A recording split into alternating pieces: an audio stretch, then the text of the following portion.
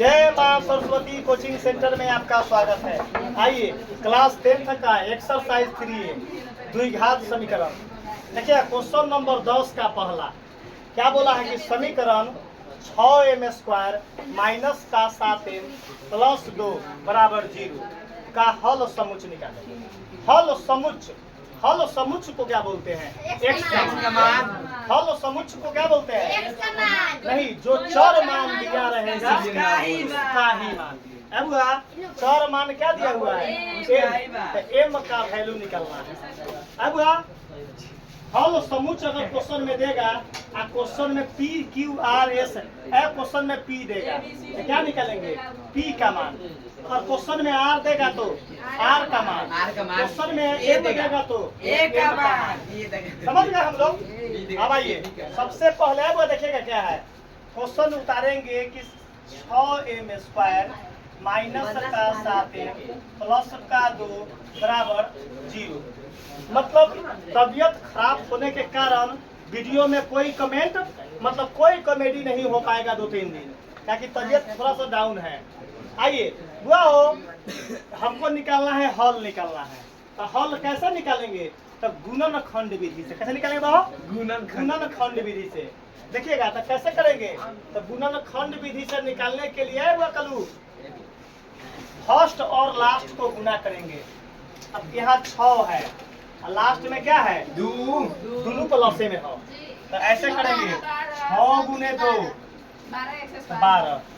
Question कथी है? M में m² मतलब 12 मतलब हमको चाहिए तो कब हुआ 12m²। और जो 12 आया उस 12 को गुणनखंड निकालेंगे।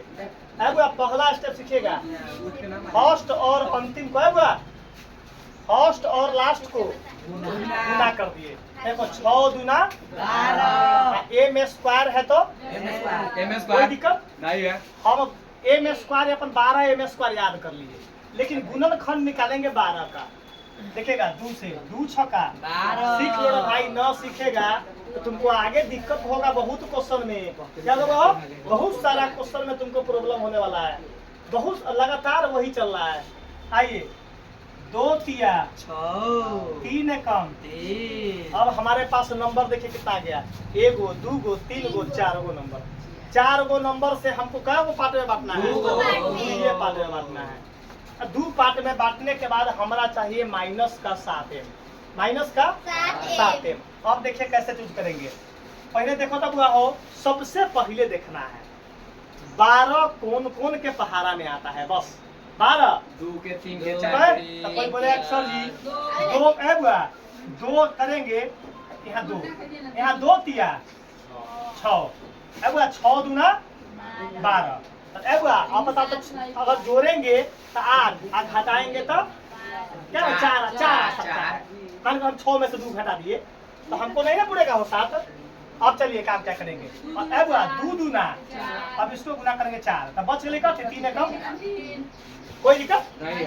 देखो ना पहले एक वक्त से गुना करते तो 2, उसके बाद 2 तिया 6। अगर हम मान के चलो जोड़ेंगे तो 6 गो 2 गो 8 नहीं पूरा है -7। अगर घटाएंगे तो 6 में से 2 गया कितना होगा? 4। हमको 7 नहीं ना पूरा, तो पहिलका वाला क्या हो गया? कैंसिल। अब हमारे 2 गो नंबर में गुना करेंगे। 2 दूना 4 तो कथी बच गए? 3 कम 3। अब बारी है कथी? एक बार जोड़ करना ना तो हमको लाना है माइनस में लाना है। तो हमको माइनस में लाने के लिए कथी करना पड़ेगा? दोनों को माइनस। तो एम है तो एम कोई दिक्कत? 4 और 3 7 तो पूर गया।